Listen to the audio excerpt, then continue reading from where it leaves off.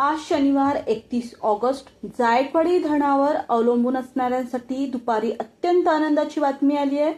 जायकवाडीचे पाणलोट क्षेत्र व वरील बाजूला काही दिवसांपासून कमी अधिक प्रमाणात पाऊस सुरू आहे।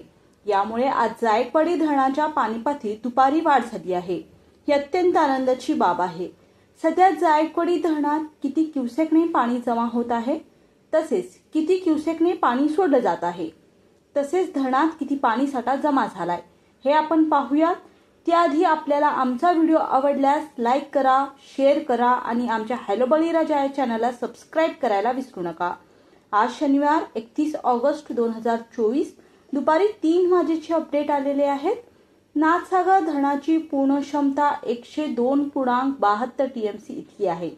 नाथसागर धरणात आजचा एकूण पाणीसाठा हा 89.28 टीएमसी इतका झाला आहे। तर यातील उपयुक्त म्हणजे जिवंत पाणीसाठा हा 63.22 टीएमसी इतका आहे। नाथसागर धरणात सध्या 27,763 क्युसेकने पाणी जमा होत आहे। तर नाथसागर धरण 82.47% भरलं आहे। सध्या माजलगाव धरण 0% असल्यामुळे आज दुपारी 3 वाजता जायकवाडीच्या उजव्या कालव्यातून 500 क्युसेकने पाणी सोडण्यात आले आहे।